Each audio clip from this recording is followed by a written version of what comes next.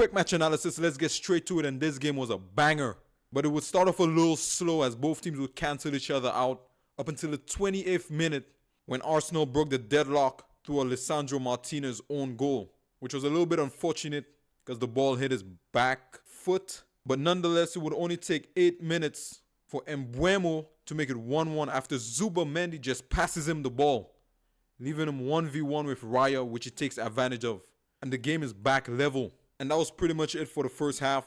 Second half starts and it only takes 5 minutes for Dorgu to make it 2-1 with a phenomenal strike that smacks the crossbar and goes in.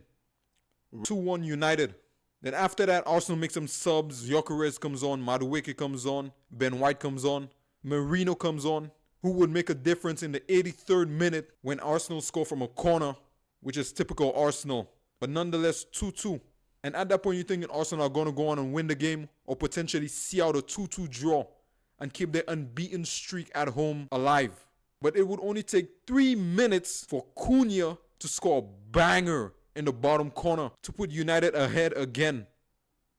It was a phenomenal strike. And that would pretty much end the game. The stadium went silent after that. They were silent before it became 2-2.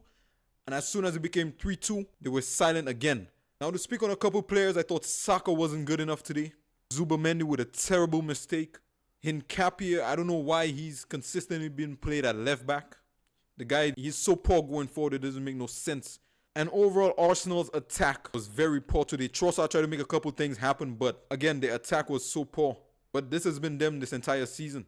Rice didn't do too much today. He wasn't bad, but he was a little bit ineffective. And Madueke, that was one of the worst cameos this season. The guy just kept running out of play, making some poor passes, some buffoonery type football from that guy. As for United, Bogu was amazing today, caused a lot of problems.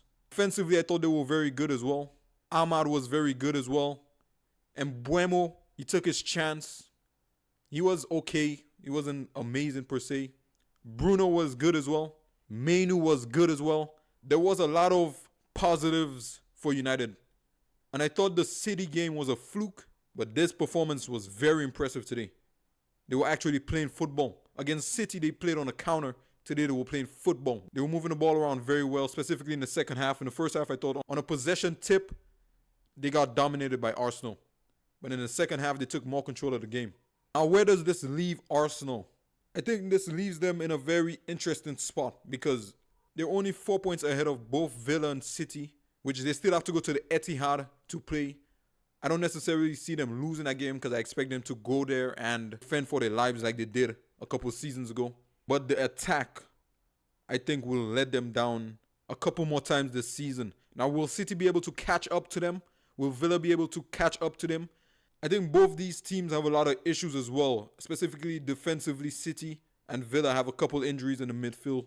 And also some poor recruiting in January for Villa. I don't really get why they were making some decisions that they were making. But 4 points isn't the worst, but it's not the best. And they dropped points to United. They didn't drop points to Burnley at home today.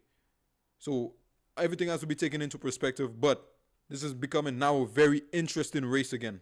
And I'm curious to see who wins that race. But anyways, that's it. Like, comment, subscribe.